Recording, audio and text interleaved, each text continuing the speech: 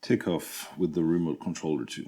If you use the remote control when it comes out of the box, the throttle stick returns to neutral center automatically. This is perfect for flying in normal mode and sport mode, since the throttle management is similar to the one of a Mavic. If you want to fly in manual mode without stabilization, you must first deactivate the return to neutral. To do this, remove a cover on the back of the radio control and turn the screws. Cool, because the Avata transforms into a racer in Acro mode, but the management of the height in normal and sport mode is in this case more difficult, since it's up to you to dose the throttle controls correctly or risk going up or down if the throttle is not exactly in neutral. Flight sensations with the remote controller. They are very similar to those of the DJI FPV, with fairly similar reactions to acceleration and identical settings. The radio control makes it possible to achieve beautiful straight lines. This flight mode is very similar to the one of the Mavic, with the FPV function in addition. Racer pilots in N and S modes, on the other end, will be bored. Note that there are no settings available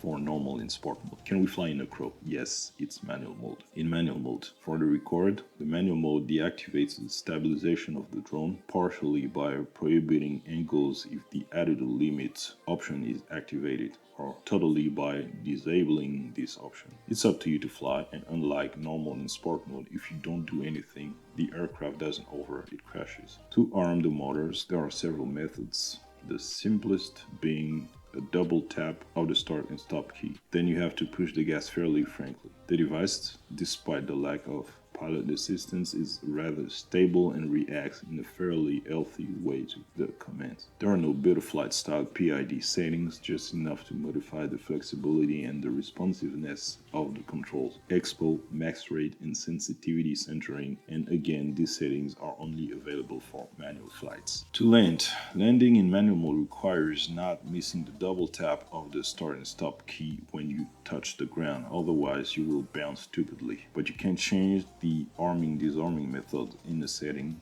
For my part, I choose the easy solution that I already use with the DJI FPV. I left the original disarming method. To land, I approach the landing zone in manual mode, then I switch to normal or sport mode and let the aircraft land automatically by pushing the throttle stick to 0. Note that the inclination of the camera can be modified in manual mode, a choice to be made according to aggressiveness of your flights. Flight sensations in manual mode. The Avata in manual mode allows you to approach the sensation of a racer type drone under a beta flight or competing firmware with great freedom of movement. Is the Avata intended for freestyle flights? No. It's still capable of passing simple figures, but it's really not cut out for demonstrative flights. Manual mode allows you to climb fast enough and give gas to recover after a trick or a dive, but the Avata is not as powerful as the DJI FPV, a 6S Cine Whoop or Race Whoop, etc. It's therefore necessary to anticipate this go around a little during a dive under a penalty of ending up on the ground. I notice vibrations on the strong go around, but no parasitic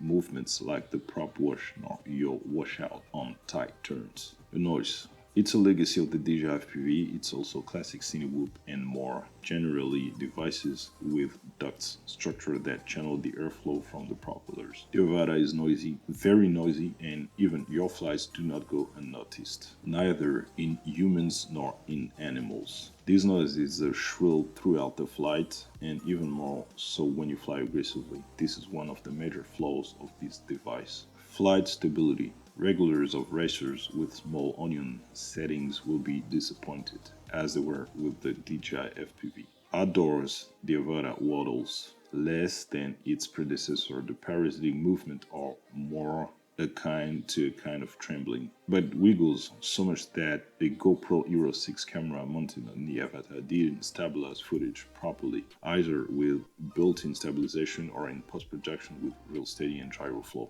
Note that this parasitic vibration does not affect the behavior of the aircraft in flight, but for those who like well-tuned machines, it does not give satisfaction. Naturally, because the Avata does a lot of stabilization work on the images, filmed on board. Inside, the parasitic tremor disappears completely. I experienced several times a strong wind alert message followed by sudden braking, hovering, accompanied by a switch from manual mode to normal mode.